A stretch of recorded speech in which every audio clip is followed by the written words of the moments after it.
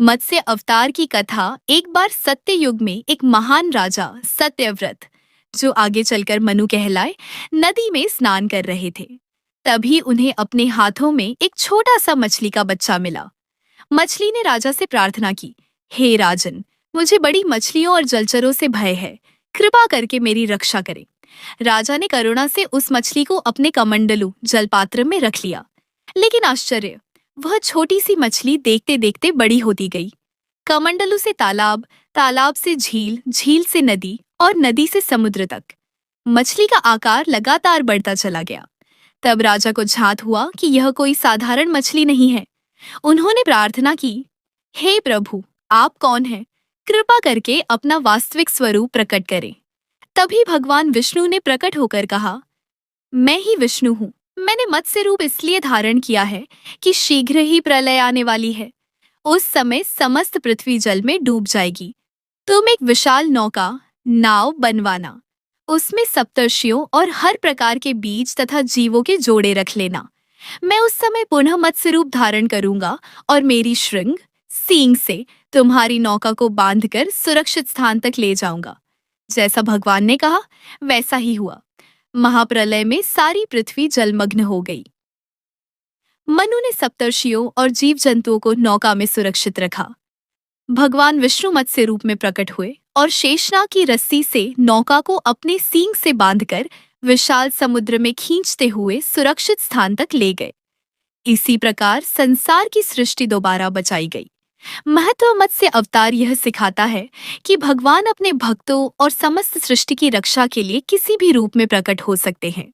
यह अवतार ज्ञान और संरक्षण का प्रतीक है। कूर्म अवतार की कथा बहुत समय पहले, जब देवताओं और असुरों के बीच लगातार युद्ध होते रहते थे, तब देवताओं की शक्ति धीरे धीरे क्षीण हो गई।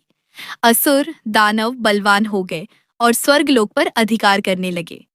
परेशान देवगण भगवान विष्णु के पास पहुंचे और उनसे सहायता मांगी। भगवान विष्णु ने उन्हें उपाय बताया।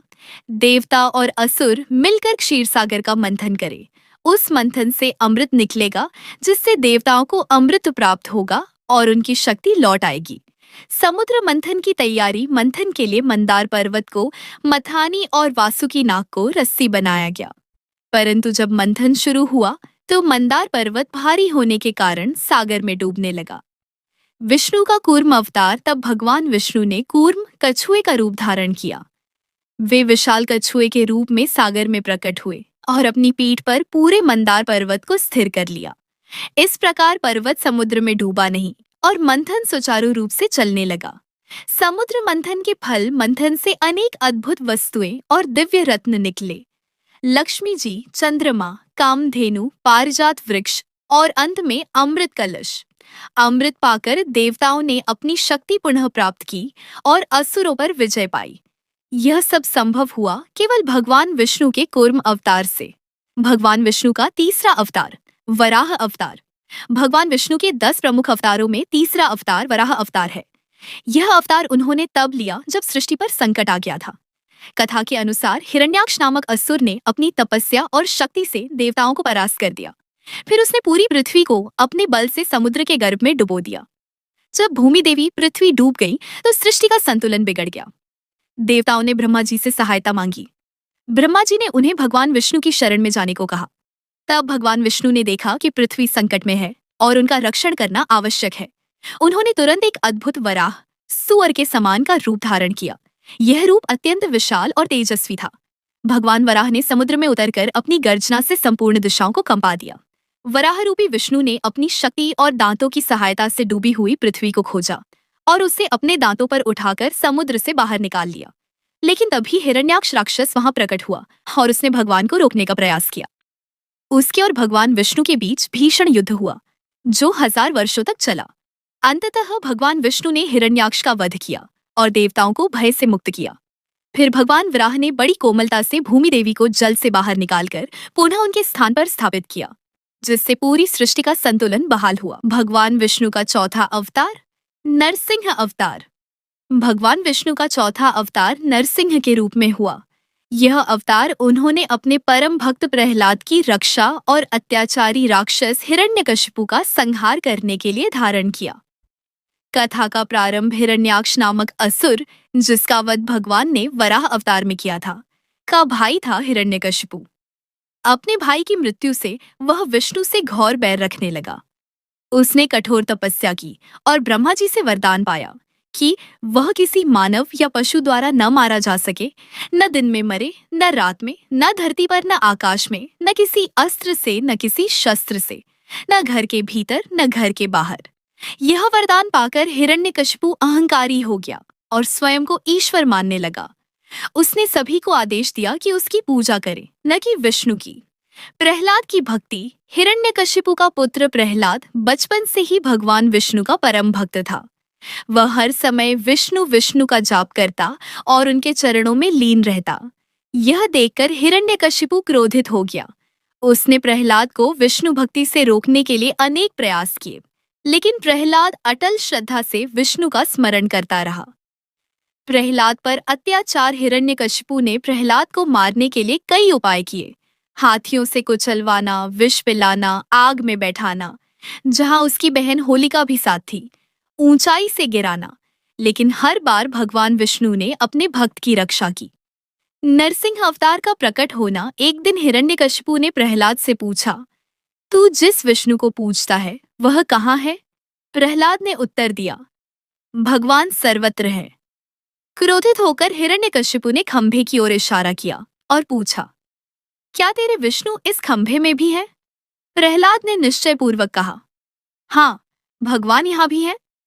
तभी उस खंभे से प्रचंड गर्जना हुई और भगवान विष्णु नरसिंह रूप में प्रकट हुए।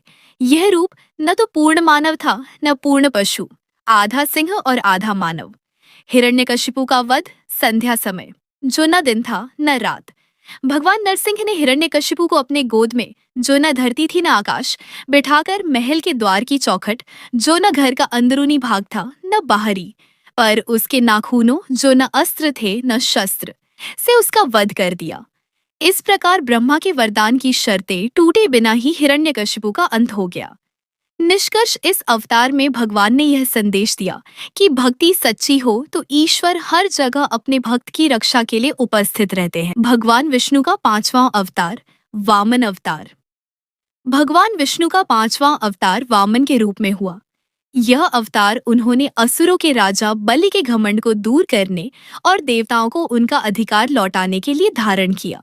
बलि की कथा हिरण्यकशिपु का पोता और प्रहलाद का पुत्र था, महाबली, जिसे केवल बलि कहा जाता है। वह अत्यंत पराक्रमी, दानी और धार्मिक असुर राजा था। अपने पराक्रम और दानशीलता से उसने तीनों लोकों, पाताल, पृथ्वी और स्वर्ग पर अधिकार कर लिया। देवता पराजित होकर दुखी हो गए और भगवान विष्णु से सहायता की प्रार्थना की। वामन अवतार का जन्म भगवान विष्णु ने औरषि कश्यप और अदिति के यहाँ बौने ब्राह्मण बालक वामन के रूप में जन्म लिया। उनका रूप अत्यंत तेजस्वी था, किंतु आकार छोटा, बौना था। यज्ञ स्थल पर आगमन। राजा बलि एक बार विशाल यज्ञ कर रहा था और वहां ब्राह्मणों को दान दे रहा था। भगवान वामन उसी समय यज्ञ स्थल पर पहुंचे। उनके तेज से पूरा स्थान आलोकित हो गया। बलि ने आदरपूर्वक उनका स्वागत किया और कहा, हे ब्राह्मण बालक, आप जो भी चाहें मैं आपको दान दूंगा। 3 पग भूमि का वरदान। भगवान वामन ने सरलता से उत्तर दिया, मुझे केवल 3 पग भूमि चाहिए। बलि आश्चर्यचकित हुआ और बोला, हे बालक, आप इतना छोटा सा दान क्यों मांगते हैं? चाहे सोना, गाय और रत्न, नगर या राज्य, जो चाहो मैं दूंगा। लेकिन वामन ने कहा, मुझे केवल 3 पग भूमि चाहिए, यही मेरे लिए पर्याप्त है। बलि ने वचन निभाते हुए यह दान स्वीकार कर लिया। विराट रूप धारण जैसे ही दान की प्रतिज्ञा पूरी हुई, भगवान वामन ने अपना विराट रूप धारण कर लिया। पहले पग में उन्होंने पूरी पृथ्वी नाप ली, दूसरे पग में पूरा स्वर्ग लोक नाप लिया। अब तीसरे पग के लिए कोई स्थान नहीं बचा। बलि का समर्पण। भगवान वामन ने बलि से पूछा, अब मेरा तीसरा पग कहाँ रखूं? तब बलि ने विनम्र होकर अपना शीश झुका दिया और कहा, हे प्रभु, मेरा तीसरा पग आप मेरे सिर पर रख दीजिए। भगवान वामन ने प्रसन्न होकर उसे पाताल लोक का अधिपति बना दिया, लेकिन उसकी भक्ति और दानशीलता से प्रसन्न होकर वचन दिया कि वे हर वर्ष बलि से मिलने पाताल लोक आएंगे। निष्कर्ष इस प्रकार वामन अवतार ने सिखाया कि दान में भी विवेक होना चाहिए और घमंड चाहे धर्मात्मा व्यक्ति का ही क्यों ना हो, अंततः विनम्रता से ही मिटता है। भगवान विष्णु का छठा अवतार परशुराम अवतार। भगवान विष्णु का छठा अवतार परशुराम के रूप में हुआ। यह अवतार उन्होंने धरती पर फैले अधर्म, अत्याचार और क्षत्रियों के अभिमान को समाप्त करने के लिए धारण किया। जन्म का था आशी जमदग्नि और रेणुका के पुत्र थे परशुराम। उनका नाम राम था और क्योंकि उन्हें भगवान शिव से परशु कुल्हाड़ी वरदान में मिला था, इसलिए वे परशुराम कहलाए। बाल्यकाल से ही वे अत्यंत पराक्रमी, तपस्वी और विष्णु भक्त थे। क्षत्रियों का अत्याचार समय बीतने के साथ कई क्षत्रिय राजा अहंकारी और अत्याचारी हो गए। वे ब्राह्मणों और जनता पर अन्याय करने लगे। इन्हीं में से एक था कार्तवीर्य अर्जुन नामक राजा, जिसके पास 1000 भुजाएं थीं। उसने एक बार अर्श जमदग्नि के आश्रम से उनकी कामधेनु गौ, जिससे अनंत भोजन बनता था, छीन ली। परशुराम का क्रोध जब परशुराम को इस अन्याय का समाचार मिला तो वे क्रोधित हो उठे। उन्होंने अपने परशु कुल्हाड़ी से कार्तवीर्य अर्जुन का वध किया और कामधेनु वापस ले आए। लेकिन प्रतिशोध में कार्तवीर्य के पुत्रों ने रश जमदग्नि का वध कर दिया। क्षत्रियों का संहार अपने पिता के वध से परशुराम अत्यंत दुखी और क्रोधित हुए। उन्होंने प्रतिज्ञा की कि वे बार बार उत्पन्न होने वाले क्षत्रियों के अभिमान का नाश करेंगे। कथा के अनुसार परशुराम ने 17 बार पूरी पृथ्वी से क्षत्रियों का संहार किया और भूमि को ब्राह्मणों को दान में दे दिया। विशेषता परशुराम ही एकमात्र अवतार हैं जो चिरंजीवी अमर माने जाते हैं। ऐसा कहा जाता है कि वे आज भी जीवित हैं और समय आने पर धर्म की रक्षा हेतु प्रकट होंगे। महाभारत काल में भी उनका उल्लेख आता है, जहां वे भीष्म, कर्ण और द्रोणाचार्य जैसे योद्धाओं के गुरु रहे। भगवान विष्णु का 7वां अवतार श्री राम अवतार भगवान विष्णु का 7वां और अत्यंत महत्वपूर्ण अवतार श्री राम के रूप में हुआ। यह अवतार उन्होंने त्रेता युग में राक्षसों का संहार करने और धर्म की स्थापना के लिए धारण किया। श्री राम का जीवन आदर्श पुरुष और मर्यादा का प्रतीक माना जाता है, इसलिए उन्हें मर्यादा पुरुषोत्तम श्री राम कहा जाता है। जन्म कथा अयोध्या नगरी के राजा दशरथ की 3 रानियां थीं, कौशल्या, सुमित्रा और कैकेयी।